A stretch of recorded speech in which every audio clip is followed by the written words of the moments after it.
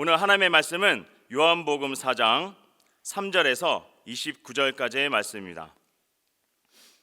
먼저 다 같이 3절에서 6절까지 봉독합니다. 유대를 떠나사 다시 갈릴리로 가실새 사마리아를 통과하여야 하겠는지라. 사마리아에 있는 수가라 하는 동네에 이르시니 야곱이 그 아들 요셉에게 준 땅이 가깝고 거기 또 야곱의 우물이 있더라. 예수께서 길 가시다가 피곤하여 우물 곁에 그대로 앉으시니 때가 6시쯤 되었더라. 다음으로 23절에서 29절까지 다 같이 봉독합니다. 아버지께 참되게 예배하는 자들은 영과 진리로 예배할 때가 오나니 곧 이때라. 아버지께서는 자기에게 이렇게 예배하는 자들을 찾으시느니라. 하나님은 영이시니 예배하는 자가 영과 진리로 예배할지니라. 여자가 이르되 메시아 곧 그리스도라 하는 이가 오실 줄을 내가 아노니 그가 오시면 모든 것을 우리에게 알려주시리이다.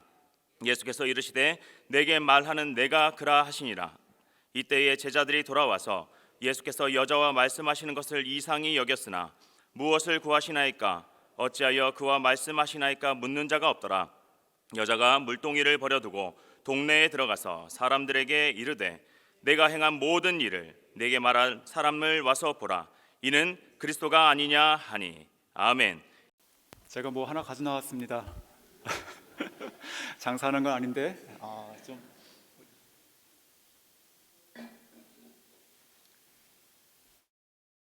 캄보디아의 깜뽕 츠낭이라고 하는 그 지방이 있습니다. 저희 교회에서 처음에 구원 썼을 때 깜뽕 짬에 세웠죠. 그 깜뽕은 포트라는 항구라는 뜻이고 짬은 짬족이 있는 항구. 그래서 짬족이 처음에 정착했던 그 마을이 깜뽕 짬이 된 것입니다. 깜뽕 츠낭이라고 하는 곳은 그 츠낭은 이 도자기를 얘기합니다. 그래서 도자기를 많이 굽는 지역이 있는데 그 지역의 그 흙은 빨갛습니다. 그리고 철분이 많다고 그러더라고요. 그리고 점력이 강해가지고 이 도자기가 잘 구워진다고 합니다. 제가 거기서 단기 선교 갔을 때 거기서 하나 사온 건데 저게 어떻게 보이십니까? 잘 만든 것처럼 보이십니까? 근데 보통 이것을 만들 때 거기 계신 분들이 다 손으로 만듭니다. 그러니까 이게 물레가 돌아가야 되는데 사람이 돌아갑니다. 제가 한번 시연해 볼게요. 사람이 돌면서 이렇게 막대기 같은 거 있죠. 그리고 또 이게 나무 판대기 같은 거 가지고 이걸 치고 진짜 흙덩어리 가지고 시작하는 겁니다.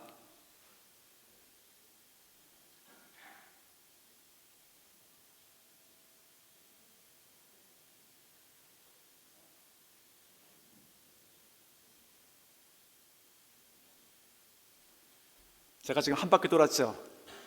근데 보통 저거 하나 만드는데 200바퀴 돕니다. 그것도 할머니들이요. 제가 거기 가서 전도를 하는데 할머니 좋은 소식이 있습니다. 그러니까 별로 이렇게 신경은 안 쓰십니다. 무슨 소식일까? 그분들에게 좋은 소식은 아마 저거 사는 거겠죠. 근데 그것을 들으시면서 계속 도세요 이렇게.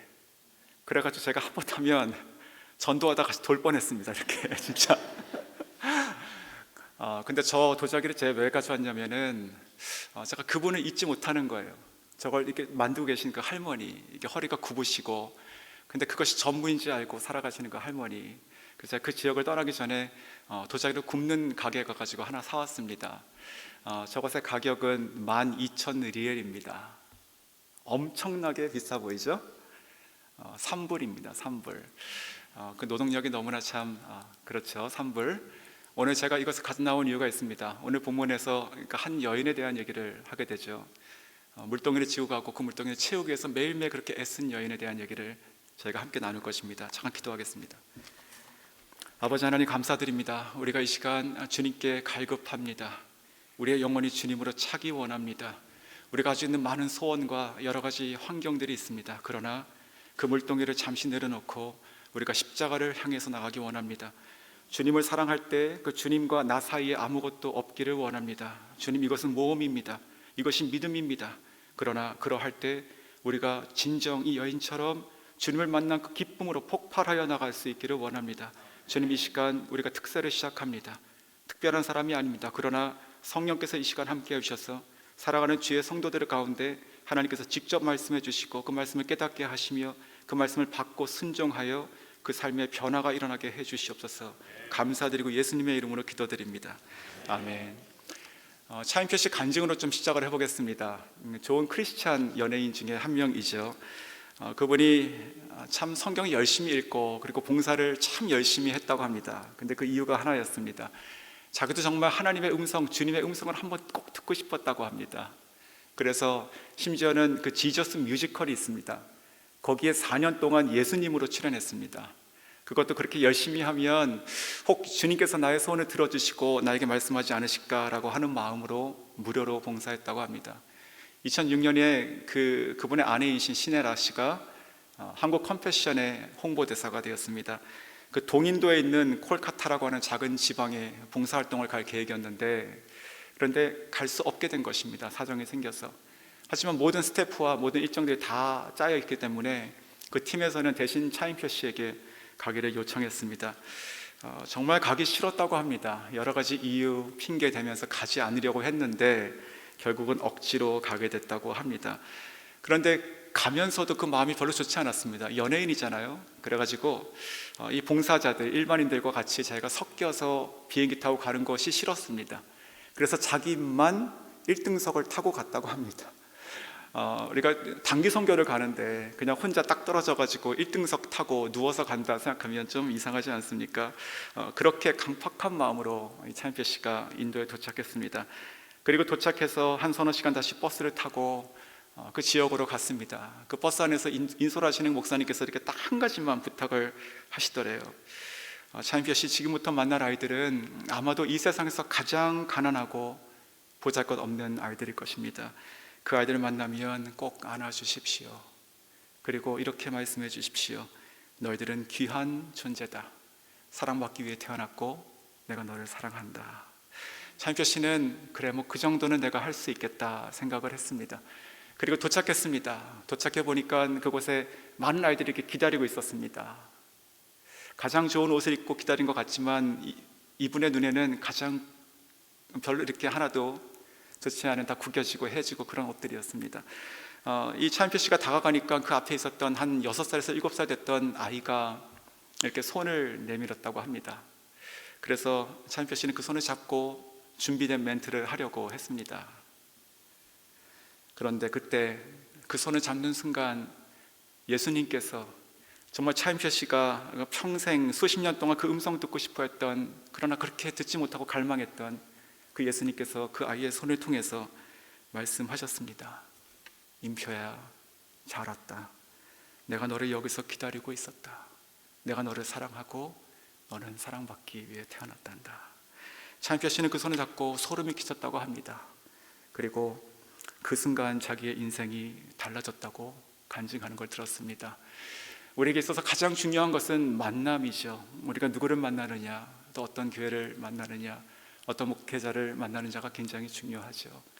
그런데 오늘 본문에서 보면 정말로 정말 절박하게 아무 소망 없이 살아갔던 한 여인, 그 여인을 찾아가서 만나시는 예수님을 저희가 보게 됩니다. 예수님께서는 다시 갈릴리로 돌아가시는 때입니다. 사마리아를 통과하셔야 하셨습니다. 오늘 3절과 4절 보면 유대를 떠나서 다시 갈릴리로 가실새 사마리아를 통과하여야 하겠는지라. 자, 보통 보시면 이 유대 예루살렘 지역에서 그 갈릴리로 올라가는 길은 보통 세 가지가 있습니다. 바라보시는 방향에서 서편으로 보면 이 지중해가 있지요. 이 지중해 쪽 해안 쪽으로 올라가는 길이 있고, 그리고 이쪽 동편으로 보면 요단강을 건너서 이 베니게 지역으로 위로 올라가는, 산악 쪽으로 돌아가는 길이 있습니다.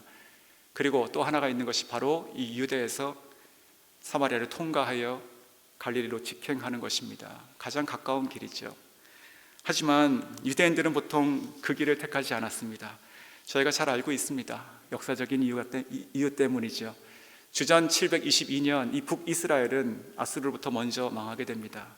그들은 이주 정책을 썼고 혼인을 하게 합니다. 그래서 하나님 언약의 백성의 그 순수 혈통이 깨졌다고 생각하게 되는 것입니다. 그리고 같이 들어왔던 그 우상들, 그리고 신앙에서 멀어지게 되죠. 그래서 그들의 신앙의 순수성도 잃어버렸다고 이 유대 사람들은 생각했습니다. 실제로 그들을 그래서 점점 이방인처럼 여기게 되죠. 그래서 시간이 지나고 나서 느헤미야를 통해 가지고 성벽을 재건할 때 이 이야기입니다. 사마리아 사람들이 와가지고 자기가 돕겠다고 하죠. 하지만 느헤미야가 그것을 거절합니다. 그리고 그 느헤미야 성벽을 건축할 때 두 명의 가장 힘들게 했던 사람들이 나옵니다. 도비야하고 산발랏입니다. 그 산발랏이 이 사마리아 지역 총독이었습니다. 서로는 계속 반목하게 되고 그 감정의 골은 계속 깊어지며 또 수백 년이 흘러서 지금 예수님의 시대가 된 것이죠. 자, 예수님께서는 그 모든 것을 아셨는데도 불구하고 왜 유대인으로서 이 갈릴리로 돌아가셨을 때 오늘 성경에 말씀하신 것처럼 사마리아를 통과하셔야 하셨을까요? 그것이 오늘 묵상의 질문의 시작입니다. 결론은 바로 이 한 여인을 만나기 위해서라고 저는 생각합니다. 복음은 전적으로 우리에게 오시는 것입니다. 우리가 스스로 갈 수가 없고 이룰 수가 없는 것이 복음입니다. 하나님께서 우리를 사랑하시고 그 아들이 우리에게 오신 것이고, 우리가 저와 여러분이 이렇게 예배할 수 있도록 우리에게 믿음 주신 것도 성령을 통해서 우리에게 오신 것이고, 그리고 모든 우리 삶 가운데 일어나는 이 신앙의 순간순간은 다 하나님께서 우리와 함께 하심으로 가능한 것입니다. 자, 이 시간도, 그리고 지금 이 자리에도, 이번 한 주간도 또 앞으로도 계속적으로 주님은, 복음이신 주님은 우리 가운데 오셔서 우리를 기다리시고 또 만나시고 우리를 들으시고 함께 동행하시기를 원하신다고 믿습니다. 제가 2010년 처음 캄보디아 갔을 때 참 낯설었습니다. 정말로요. 그 낯선 환경, 사람, 또 생활, 언어, 사역, 이 모든 것이 너무나 힘들었습니다. 아이들 교육도 그렇고 참 막막했습니다. 그때는 캄보디아 말도 하나도 못했기 때문에 아주 작은 일, 정말 아주 사소한 일도 하는 게 그렇게 힘들었습니다. 제가 참 바보가 됐구나 이런 생각도 많이 했었습니다.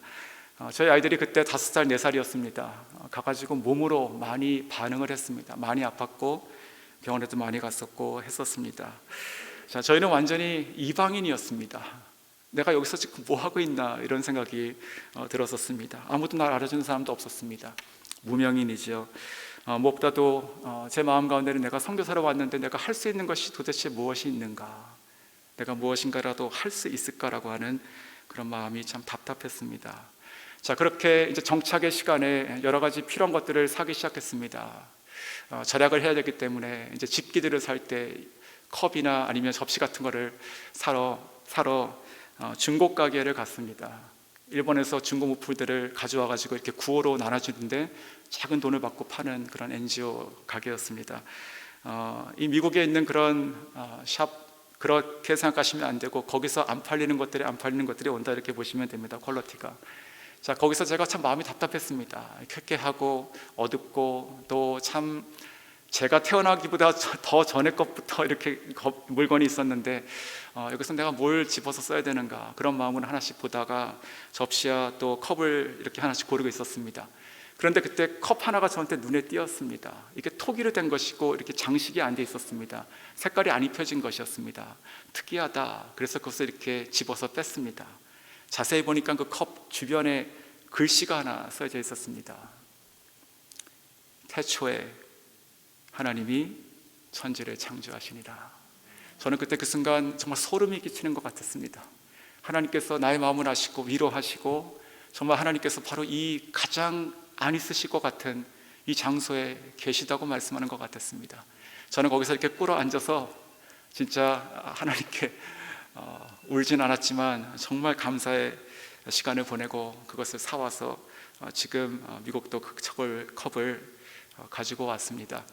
자, 어쩌면 지금도 혹 이 특세 기간에 그런 마음으로 혹시 오신 분 계십니까? 뭔가 남에게 이렇게 털어놓지 못하고 혹 우리 목사님도 알지 못하지만 마음에 참 깊이 기도하고 있고 갈망하고 힘들어하시는 것이 있습니까? 그런 것들을 보면 하나님께서는 나와 진짜 함께 하시는가, 그리고 나의 형편을 아시는가 이렇게 생각이 드실 때가 혹 있지 모르겠습니다.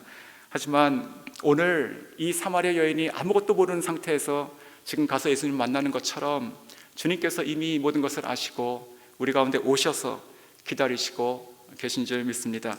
다시 본문으로 돌아가면 예수님은 물을 기르러 온 이 무명의 이름 없는 한 여인, 이 여인에게 대화를 시작하십니다. 7절, 사마리아 여자 한 사람이 물을 기르러 왔으니 예수께서 물을 좀 달라 하니라. 자, 물을 좀 달라라고 하는 것은 굉장히 평범한 말이죠. 처음 이 말을 듣고 사마리아 여인은 굉장히 의아하고 또 냉담한 반응을 보입니다. 어떻게 유대인이 나 사마리아 여자에게 말을 거느냐, 이렇게 이상히 생각했습니다. 하지만 나중에 이 여인은요, 자기에게 말을 건 이 예수님이 누구신지를 알게 되고 깨닫게 되고, 그리고 자기가 왔던 동네로 뛰어들어가서 메시아를 만났다고 소리치는 위대한 변화가 일어나게 됩니다. 예수님께서는 이 모든 것에 대한 시작을 아주 단순한 말, 물을 좀 달라, 이렇게 시작을 하셨습니다. 2017년 노벨 경제학상을 받은 시카고 대학의 경제학 교수 리차드 세일러가 쓴 책이 있습니다. 넛지라고 하는 책입니다. 그 넛지라고 하는 말의 뜻은 팔꿈치로 툭 치다, 이런 뜻입니다. 이것이 경제학에서 혹 그 행동 경제학에서 무슨 뜻이냐면 부드럽게 개입하고 간섭한다는 것입니다. 어떤 것을 이렇게 꽉 만들어서 강요하고 힘을 줘서 하는 것이 아니라 자연스럽게 그렇게 할 수 있도록 선택하도록 하는 것을 넛지라고 부르고 있습니다. 저는 이 예수님의 이 대화를 보면서, 이 시작을 보면서 그런 것이 아닌가 생각이 들었습니다. 그저 그 여인에게 알아들 수 있는 가장 그 상황에 맞는 가장 쉬운 말을 통해서 위대한 변화를 일으키신 주님을 보게 됩니다. 성도 여러분, 똑같습니다. 복음은 예수님은 우리에게 오셔서 시작이 되는 것인데, 그렇게 오셔서 어렵게 힘들게 오시는 것이 아니라 우리의 형편, 내가 처한 이 상황 가운데 그저 알아들을 수 있도록 툭 치듯이 우리에게 접근하십니다. 그러한 제스처를 우리가 느낀다면 외면하지 마시고 주님께 나아갈 수 있으면 좋겠습니다. 캄보디아 교회에 찌어라고 하는 한 형제가 있습니다. 참 오랫동안 예수 믿지 않았습니다. 저도 이 형제에게 단독으로 한 50분 동안 정말 힘을 다해서 복음을 전하기도 했었는데, 한 귀로 들으면 한 귀로 빠져나가는 그런 형제였습니다. 이 형제는 뚝뚝이 기사입니다. 뚝뚝이는 오토바이 뒤에 의자를 붙여서 캡을 씌운 오토바이 택시입니다. 자, 그것을 몰고 다니는 기사인데, 어느 날 주일날 아침에 가보니까 이 형제가 가장 먼저 나와서 어느 의자에 그냥 가만히 고분하게 앉아있는 것이었습니다. 이상했습니다. 그래서 그 형제에게 물었습니다. 무슨 일입니까? 물었습니다. 그랬더니 자기의 사정을 얘기하는 것이에요. 뭐냐면, 이상하게 나에게 자꾸만 손님이 붙습니다. 그게 무슨 말입니까? 여기에 우버처럼 캄보디아에 이제 패스앱이라고 하는 그런 앱이 있습니다. 이걸 통해 가지고 그 시스템 안에서 그 운전수들은 순번에 따라서, 거리에 따라서 이렇게 콜이 갑니다. 그런데 이 형제의 이야기가 뭐냐면, 자기가 손님을 태우고 어디 가서 또 이렇게 기다리고 있으면 이상하게 그 주변에 먼저 기다리고 있던 사람이 아닌 자기에게 먼저 콜이 와서 자기가 또 손님을 태우고 가더라는 것입니다. 그런데 이런 것이 한 번, 두 번, 세 번 반복이 된 것입니다. 그날. 그러면서 이 형제가 깨달은 것입니다. 뭔가 하나님께서 치시는구나. 저는 그것을 보면서 그런 생각이 들었습니다. 그렇구나, 뚝뚝이 기사에게는 너가 손님을 좀 태워줄래, 이렇게 얘기하시는 것이고, 물을 길러 온 이 여인에게는 나에게 물을 좀 줄래, 이렇게 말씀하신 것이 아닌가 생각이 들었습니다. 이 사마리아 여인은요, 모든 사람을 다 피해서 가장 사람을 만나지 않을 그 더운 시간, 정오 시간을 택해서 굳이 그때 물을 기르러 왔던 사람이었습니다. 주님께서 물을 좀 달라 하셨을 때 처음 보였던 반응 저희가 알고 있죠. 하지만 예수님께서는 그 반응을 설명하시거나 풀지 않으십니다. 바로 10절로 이어져서 이렇게 말씀하십니다. 예수께서 대답하여 이르시되, 내가 만일 하나님의 선물과 또 내게 물 좀 달라 하는 이가 누군지 알았더라면 내가 그에게 주었을 것이요 그가 생수를 내게 주었으리라. 생수. 아직 이 여인은 예수님을 알아보지 못했습니다. 그 말도 이해를 하지 못했습니다. 그래서 이렇게 묻죠. 아니, 당신은 물 기를 그릇도 없는데 어디서 물을 기릅니까? 당신이 이 야곱보다 큽니까? 이렇게 얘기합니다. 그런데 예수님께서는 또 한 번 그러한 질문에 대꾸하지 않으십니다. 자기의 하실 말씀을 이어가시죠. 그것이 바로 13절입니다. 예수께서 대답하여 이르시되, 이 물을 마시는 자마다 다시 목마르려니와 내가 주는 물을 마시는 자는 영원히 목마르지 아니하리니 내가 주는 물은 그 속에서 영생하도록 솟아나는 샘물이 되리라. 아멘. 자, 그때 이 여인은요, 비로소 그 말에 걸리게 됩니다. 훅겁되는 것이지요. 자기가 이렇게 저렇게 말을 하고 이해하지 못하는 얘기를 했지만 주님께서 그 다음을 통해서 그 말에 탁 걸려듭니다. 아, 그런 물이 있을까? 생수, 그것이 무엇인지 모르지만 다시 목마르지 않는 그런 물이 있을까? 그렇다면 내가 그것을 마시고 싶다. 내가 다시 그 물을 마셔서 내가 다시 이곳에 오지 않고 싶다. 그런 말을 하게 됩니다. 그래서 15절에 주여 그런 물을 내게 주사 목마르지도 않고 또 여기 물 기르러 오지도 않게 하소서. 벗어나고 싶다는 것입니다.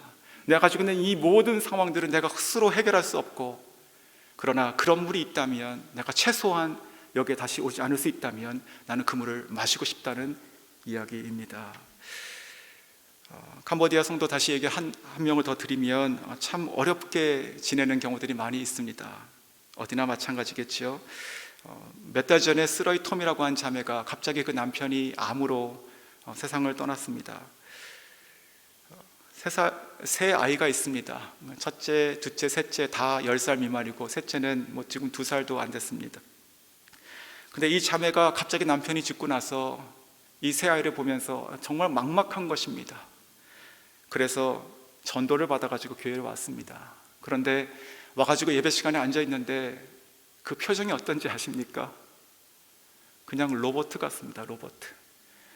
내가 아무 소망 없고 아무 기대가 없고, 내가 교회에 와서 앉아 있지만 도대체 아무것도 모르겠고, 그냥 이 시간 그냥 이렇게 앉아 있는 것으로 살아가고 있구나, 그런 마음이 들 정도로 마치 그 사람의 인생에는 no exit인 것 같습니다.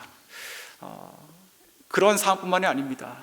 그냥 가족의 여러 가지 어려운 가운데 꽉 껴있는 또 그런 지체도 있습니다. 위쩌시라는 성도가 있는데 그는 어렸을 때 아버지가 가정을 버렸습니다.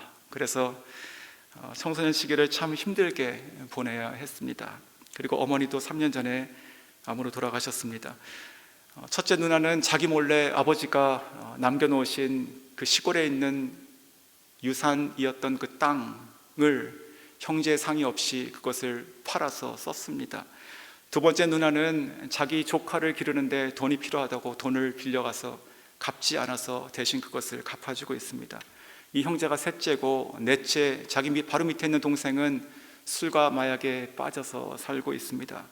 시시때때로 밤에 새벽에 전화가 옵니다. 형, 나 좀 데려가. 가서 보면 도박하는 것이고, 가서 보면 경찰서에 있는 것입니다. 그런 것을 보며 그 아내는 너무너무나 힘들어합니다. 내가 무엇 때문에 내가 이 모든 이 가족 형제들의 이 어려움들을 내가 다 짊어져야 되는가. 그리고 제가 미국에 오기 바로 직전입니다. 그 주일날 3월 26일 주일날 예배 드리는데 이게 모양이 아주 말끔한 것이었어요. 그래가지고 보기 좋았습니다. 바로 목욕을 하고 온 것처럼 보여서. 그래서 참 오늘 참 멋있다 이렇게 얘기했더니 3일 만에 목욕했다라고 얘기하는 겁니다. 무슨 사정이냐 그러니까 집에 3일 동안 수도가 끊겨가지고 자기가 지금 교회 오기 전에 예배 드려야 되니까 요 가까운 곳에 아는 집에 가가지고 목욕을 하고 지금 왔다는 것입니다. 이곳에 와서 다시 페이스북을 찾아보니까 집에 물차가 와서 물을 이렇게 부어주니까 거기서 이렇게 해피한 모양을 하며 글을 남기는데 행복하다 이렇게 글을 남기고 있습니다. 이 형제 자체도 혈변이 나오고 또 웃을 때 이쪽 앞니가 하나가 없습니다. 고칠 돈이 없는 것이죠. 그런 걸 보면서 저와 제 처가 참 마음이 아픕니다.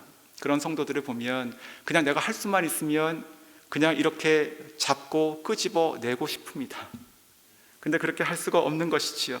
아마 이 사마리아 여인도 그런 심정이 아니었을까 생각이 듭니다. 주님, 그런 물이 있다면 나에게 주십시오.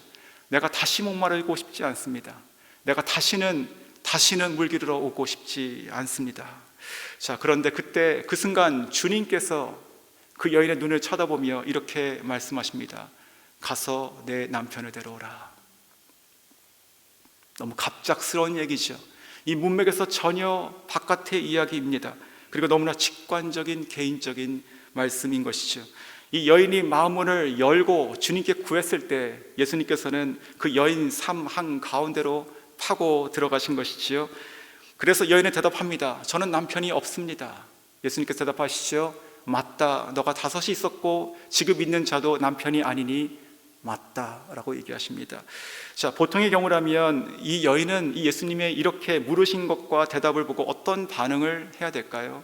보통의 사람이라면 경계해야 되죠. 그리고 아니 어디서 무슨 얘기를 들었길래 나에 대해서 이렇게 잘 알고 있는지, 또 다른 것은 무슨 얘기 들었는지 그렇게 화를 내야 되지 않겠습니까?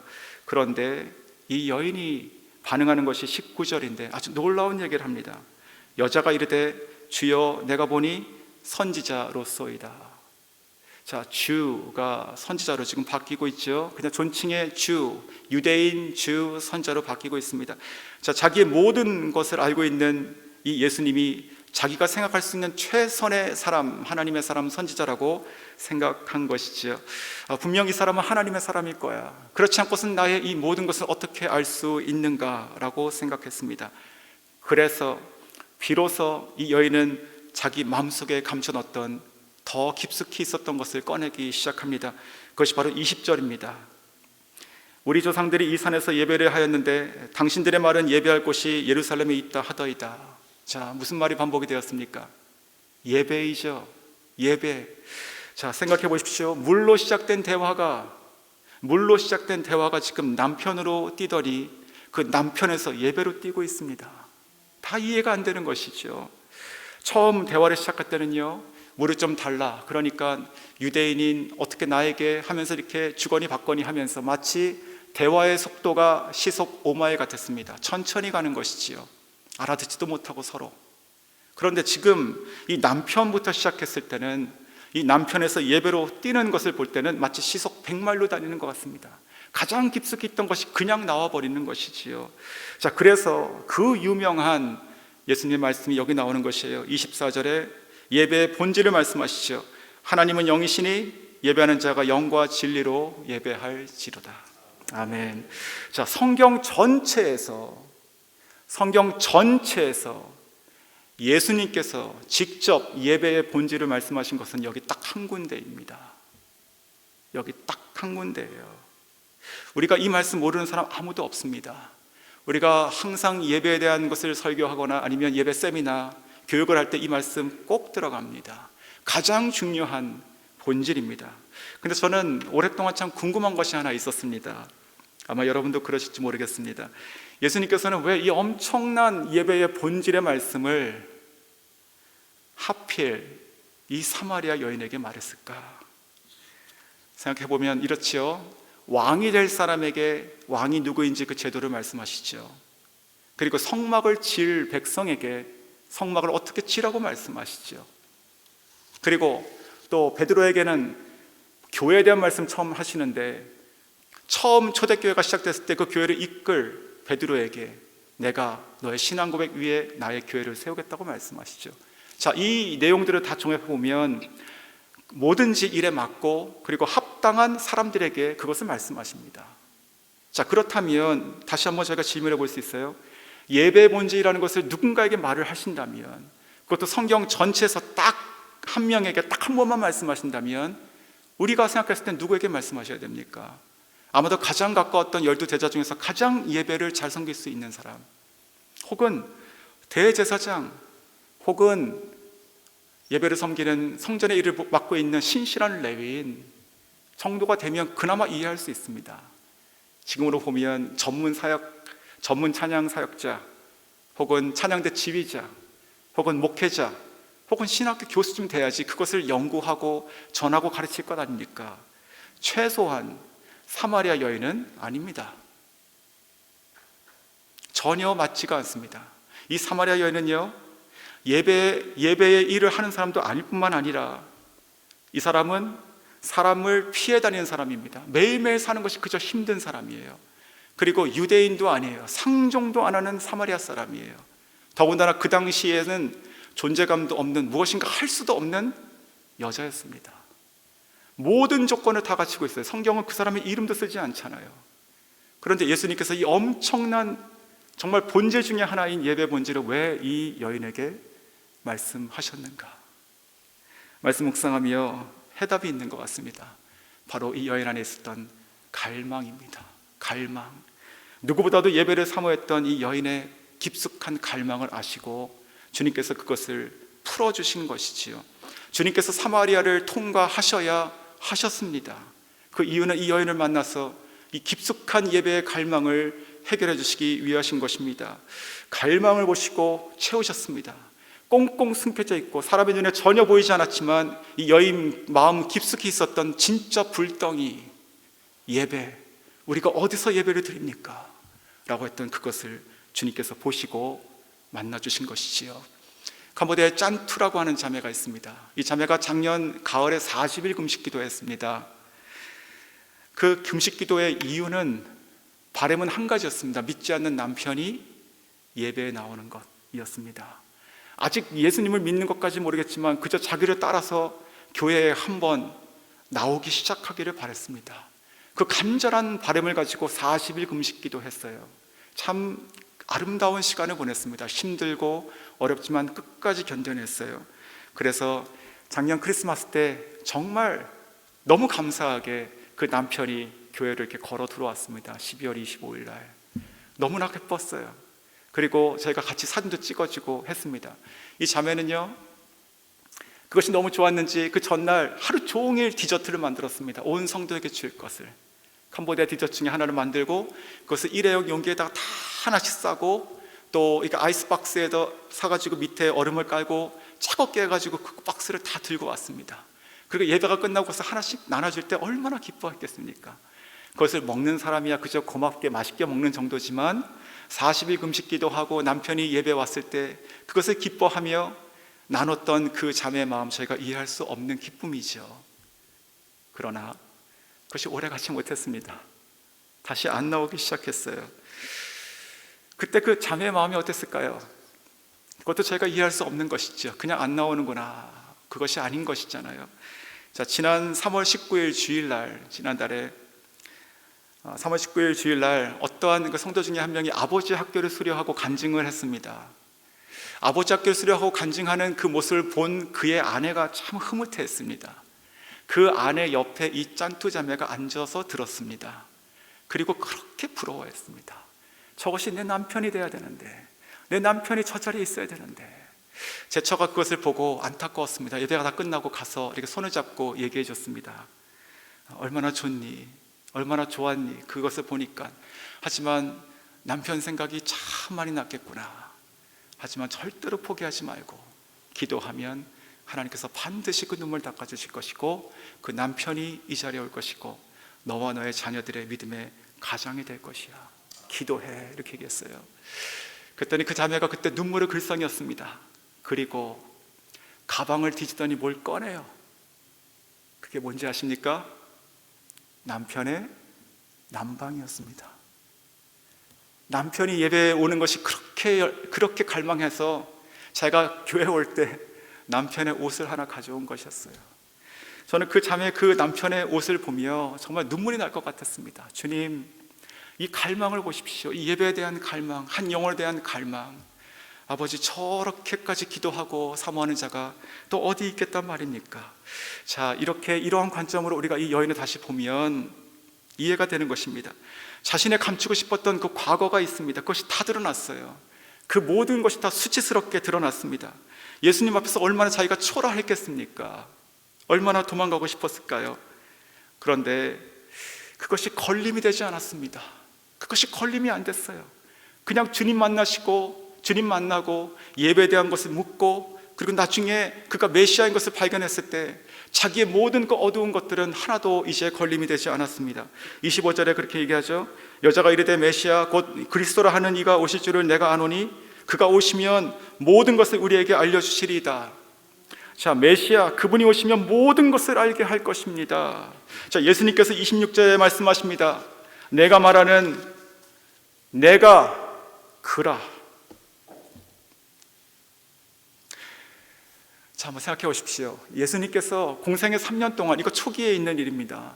공생의 3년 동안 예수님께서 누군가에게 내가 그리스도라고 이렇게 말을 한 적이 있으십니까? 기억이 나세요?